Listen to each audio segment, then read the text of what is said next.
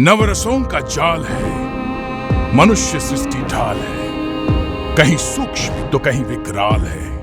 नवरस जीवन में जब जब आता, तब तब जीवन जीवन कहलाता।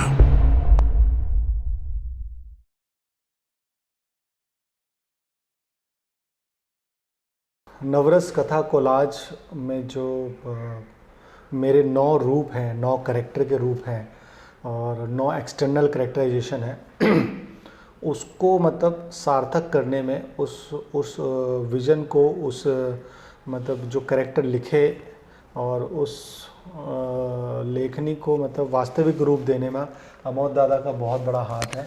अमोद दादा मतलब हिंदुस्तान के नंबर 1 प्रोस्थेटिक आर्टिस्ट हैं और कमाल का इन्होंने मतलब ये 9 रूप दिखाए हैं और मतलब इनके टैलेंट की यही जीत है कि मतलब जब जब फेस्टिवल में और या फिल्म में जब रिलीज़ हुई थिएटर पे, जब फिल्म चली तो किसी ने मतलब मुझे पहचाना ही नहीं कि मैंने 9 रोल किए हैं। मतलब 5वीं 6ठी फिल्म तक आते आते लोग कहते हैं अरे यार ये एक ही आदमी जैसे 9 रोल करने हैं। और वही हमारी मतलब जीत थी और वही हम चाहते थे। जब मैंने अमोद दा से डिस्कस किया कि मेरे को इस तरह से रोल चाहिए और मैं चाहता था कि हम जिंदगी लगे, ये जो 9 है 9 जिंदगी लगे, ना कोई हीरो लगे ना कोई कुछ लगे, एक कैरेक्टर लगे कि ये कैरेक्टर है। तो आप देखिएगा इसमें 9 अलग अलग कैरेक्टर है जिसकी 9 अलग अलग आवाज़ है। जैसे शांत रस में मेरी आवाज़ है ओ यार हाथ हो गए यार, ओ कमाल कर रहा है यार, वो अनहाइजीन आदमी था तो अमोद दादा ने अनहाइजीन लुक दिया। फिर हमारा जो हास्य रस का बड़ा चिरकुट कैरेक्टर है, हम तो नायक बनने आए हैं सर जी, वो नाक से बात करता है तो उसका अमोद दादा ने पूरा एक है ना चिरकुट टाइप का पूरा वैसा भोला सा कैरेक्टर का रूप दिया। और बाकी 9 रूप अमोद दादा ने किस तरह से कंसीव किए, किस तरह से मतलब मेरी सोच को इन्होंने उतारा, सार्थक बनाया, ये अमोद दादा खुद बताएंगे। अमोद दादा आप पूरे हमारे जो यंग फिल्म मेकर हैं, ये फिल्म हम उन्हीं के लिए बना रहे हैं ताकि उनको हौसला मिले और वो भी हमने जिस तरह से सिनेमा बनाया वो भी बना सकते हैं। तो आप और एक्टरों को भी मतलब ये उनके लिए एक ट्रीट है कि मतलब एक 9 विजुअल मतलब एक 9 एक्सटर्नल कैरेक्टराइजेशन की जीत है जिसमें आपका बहुत बड़ा हाथ है। तो हमारे यंग फिल्म मेकर और यंग एक्टर्स को आप क्या बताना चाहेंगे और नवरस में आपने किस तरह से इन कैरेक्टरों को सार्थक बनाने में आपने क्या क्या चीज़ें की वो आप बताइए। थैंक यू प्रवीण जी। और सबसे पहले तो ये जो अपना टीम का जो सक्सेस है उसके लिए तो आपको बधाई। और एक है ना ड्रीम था, ये प्रोजेक्ट है ना हम सबके लिए एक ड्रीम था।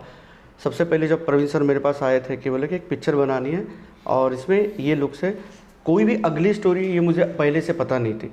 हर बार हम लोग 2 दिन पहले मिलते थे, ये वाला कैरेक्टर है, इस कैरेक्टर को ज़्यादा से ज़्यादा हर कैरेक्टर को कितना रियलिस्टिक करे ये हमने सबसे पहले देखा था कि जो कैरेक्टर सही में लोगों ने कहीं पे देखा है कि ये हाँ ये वाला आदमी मैंने कहीं पे देखा है। ऐसा नहीं कि बिना मतलब के कुछ कैरिकेचर बनाए, जो कार्टून्स बनाए या कुछ हार्श कैरेक्टर बनाए जो फिल्मों में विलन्स टाइप के बनते थे वगैरह, ऐसा नहीं।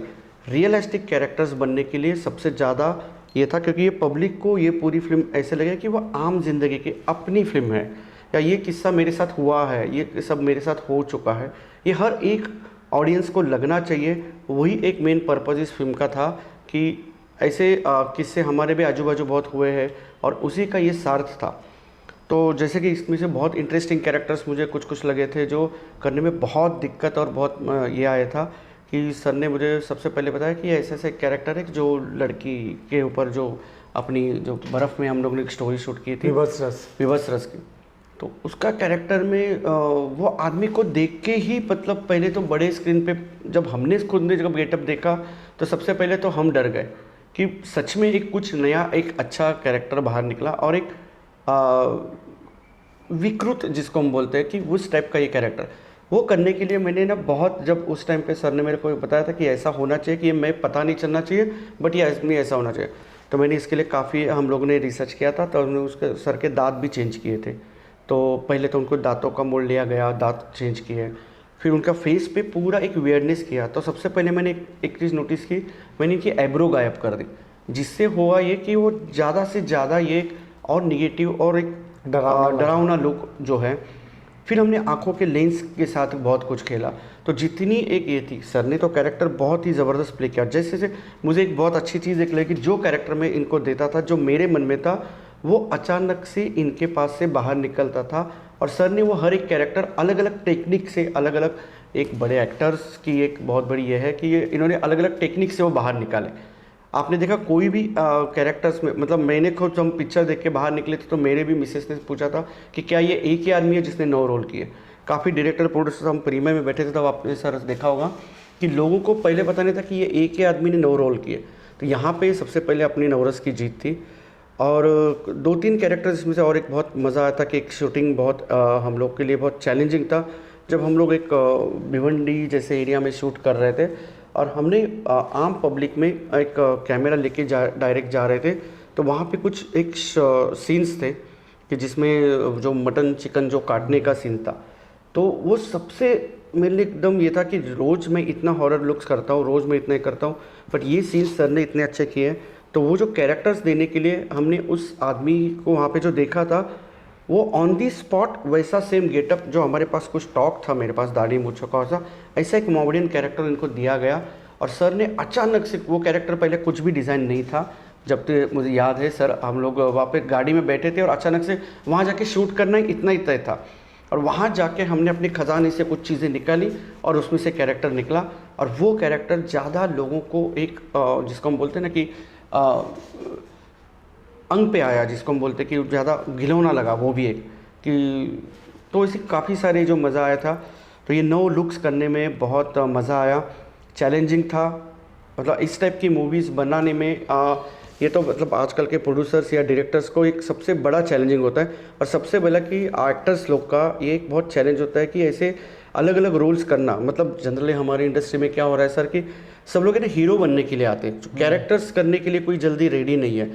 तो और एक्चुअली आपका एक्टिंग है, जैसे कि अभी इस फिल्म में जितनी भी हमारे सीनियर आर्टिस्ट थे जो NSD national school of drama थे, उनसे हमने एक चीज़ बहुत अच्छे सीखी कि वो लोग हर एक अलग अलग कैरेक्टर लेके काम कर रहे थे। जैसे सर ने कोई कैरेक्टर पकड़ा तो साइमल्टेनियस उसके जो को आर्टिस्ट है वो वैसे है ही नहीं, बट वो कैरेक्टर पकड़ रहे थे। तो वो चीज़ उन लोग से सीखने जैसी थी। और ये एक अच्छी नेचुरल फिल्म जो बनी, जो जिसको हम बोलते हैं कि रियलिस्टिक फिल्म जिसको हम बोलते हैं, वो बनी, वो एक बहुत मज़ा आया। अबे वो कैरेक्टर आर्टिस्ट नहीं है, हीरो है वो। हाँ लेकिन लगता तो कैरेक्टर आर्टिस्ट ही है सर जी। हीरो नहीं है वो, हीरे से भी क्या गुजरा है तू साले। सुन बे, जो भी बोल रहा है ना, औकात है तो दुबई आके दिखा तू। तब दिखाता औकात। अबे तू आ दुबई यहाँ पे दिखा, देखो मालूम बुर्ज खलीफा कितना ऊंचा है, फेंकूंगा फट जाएगा तरबूज की तरह तू। अरे बुर्ज खलीफा तेरे पिछवाड़े में घुसेड़ दूंगा, कूदने का साला। दिन रात तेरी आई का पात सुबह, बस जिंदगी नरक बना दिए नहीं। फिर 1-2 कैरेक्टर्स जो मेरे को इसमें से बहुत अच्छे लगे थे कि जिसमें ना एक रिक्शा ड्राइवर का इनका एक कैरेक्टर था, भयानक रस की स्टोरी है। भयानक रस का। क्या सोच के शादी की थी क्या? मैं तो नसीब ही खोखला, इतना इलाज कराते। दिन रात तेरी आई का पात सुबह, बस तेरी आई के इलाज में सारा पैसा चला जाता है। वो कैरेक्टर जब करने गए थे तो सिर्फ 2-3 चेंजेस ही मुझे करने थे इनके बॉडी पे। तो जब मैंने सर को बोला कि सर हमने इस पर लंबे बाल का वीक रखे, जनरली हम लोग देखते हैं कि रिक्शे वाले लंबे बाल रखते हैं या कुछ टीका लगाते हैं या कुछ करते हैं, तो अचानक से हमारे एक डिसीजन हुआ कि नहीं सर काम करते, हम लोग इसको ना टकला दिखाते हैं। तो पूरी पिक्चर की शूटिंग हमने आई थिंक 2 महीने तक वेट किया। पूरा इनका जो पहला शूट ख़त्म करके हमने रियलिस्टिक उनके सर को मैंने जब बोला, सर ने दूसरे दिन जाके बाल मुंडवा के आए।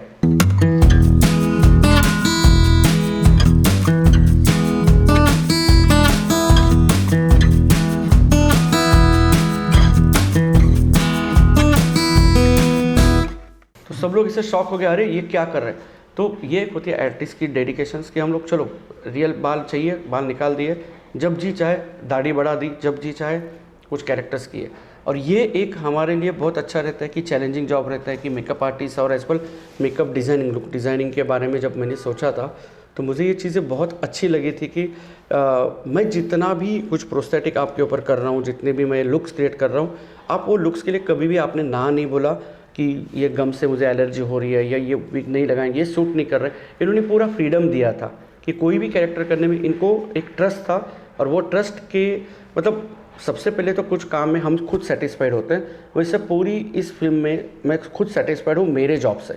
तो ये एक सबसे पहले एक बड़ा अवार्ड होता है कि हम खुद अपने काम से एक सेटिस्फाइड होते हैं। ये सबसे बड़ा ये था कि मैंने जो किया और सर ने जो उसके लिए मेहनत की, वो ये एक पूरे हमारे टीम का काम था। तमीज रखा कर अपने आप में, बकवास कर रही है, अक्ल है कुछ? बेटा वो विदेश गए दुबई, दुबई? अंगना मैं तुम्हें इतना प्यार दूंगा ना कि तुम्हारी आंख में आज के बाद कभी आंसू नहीं आएंगे। डायरेक्टर की आंख में आंख डाल के बोल दिए, कुक्कू नाड़े, तेरी माँ की बहन की इज्जत के रखवाले। 2 कौड़ी के तमीज से बात कर। दिक्कत क्या तेरी? 2 कौड़ी का कहीं का और 2 कौड़ी के। बोले तो प्लीज दे दे। पीटर होश में आओ। ड्रग्स पीने प्लीज दे दे। होश में आओ पीटर। पागल हो गए हो क्या? नहीं रहा होश में, क्या करूं? मर जाऊं क्या? मर जाऊं? गप्पा बस पुष्पा, कुछ भी बोले जा रही है तो। मकसूद खान है, पाकिस्तान की पहचान दी जाएगी तुम्हें, और पाकिस्तान में जितनी होशियारी से काम करोगे उतनी तनख्वाह तुम्हारी बढ़ती जाएगी। मतलब ज़्यादा खतरा, तनख्वाह ज़्यादा।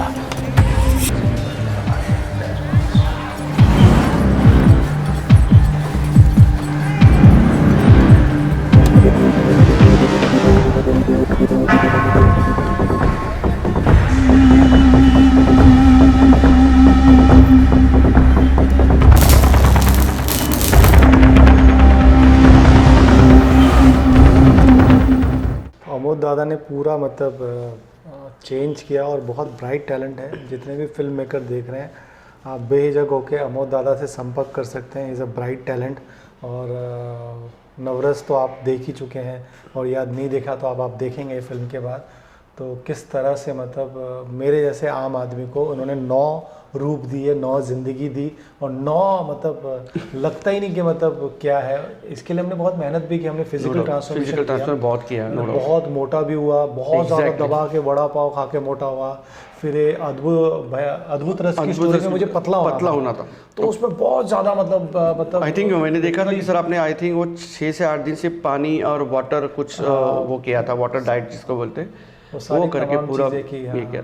जबकि सर बहुत फूडी है। हम जहाँ पूरे इंडिया में बहुत जगह पे जाके हमने रियलिस्टिक लोकेशन पे शूट किया, और वहाँ पे बहुत प्रॉब्लम फेस करने पड़ी। मतलब ऐसा नहीं था कि हर बार वैनिटी वन होती थी या हर चीज़ें फैसिलिटी होती थी। जहाँ जी चाहे वहाँ पे हमने मेकअप्स के टेबल्स लगाए, जहाँ जी चाहे सर ने कपड़े बदले, जहाँ जी चाहे पब्लिक के साथ इंटरेक्शन किया, और वो कैरेक्टर्स के साथ ज़्यादा से ज़्यादा रियलिस्टिक हुए। तो ये सबसे इम्पोर्टेंट पॉइंट था। थैंक यू अमोद दादा। नवरस लता कोलाज को मतलब सार्थक बनाने में बहुत बड़ा हाथ है। और जब अमोद दादा से कहा था कि हम लोग ट्रेन में ट्रैवल करेंगे परिवार की तरह, बजट थोड़ा कम है, तो सबसे ज़्यादा ना मतलब इनके जहन में गया कि बजट कम है। इन्होंने केतली खरीदी, चाय पत्ती ली, और जब हम ट्रेन में जाते थे तो ये खुद अपने खर्चे से चाय पत्ती लाते थे, कह रहे चाय मैं पिलाऊंगा, चाय मैं बनाऊँ। तो इतने परिवार की तरफ, इसलिए वो मैजिक दिखता है। बिकॉज ये फिल्म जो कोई कमर्शियल फिल्म नहीं थी, ये सिर्फ थी सबके लिए, अपने चैलेंज के लिए, खुद के लिए फिल्म थी। क्योंकि इसमें देखो फ़ायदा आपको भी हुआ, उसमें हमें भी हमारे टैलेंट दिखाने का एक मौका मिला। और ये एक अपने एक एज ए डायरेक्टर आपने जितना फ्रीडम आप दिया था, सच में सभी डायरेक्टर्स को यह है कि आप अपने पूरे टेक्नीशियन टीम को उतना ही फ्रीडम दिया करें।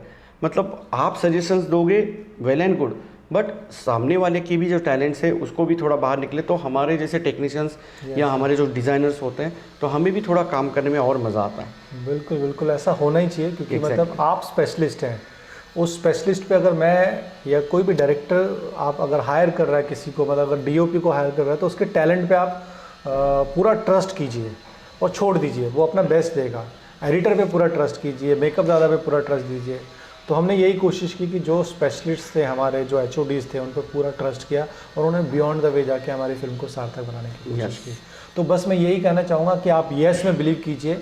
आप येस में बिलीव करते हैं तो कुछ भी हो सकता है। मैं बार बार यही कह रहा हूँ हमारे फिल्म मेकर से, हमारे इंडिपेंडेंट फिल्म मेकर से, कि येस में बिलीव करो और आप देखो मैजिक होता है।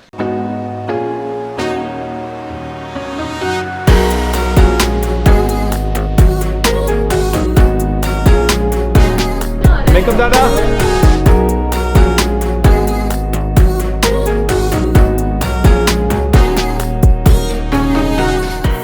पैशनेट रहना है, आपको फिल्म बनानी है तो बस ये सोचना है कि मुझे फिल्म बनानी है।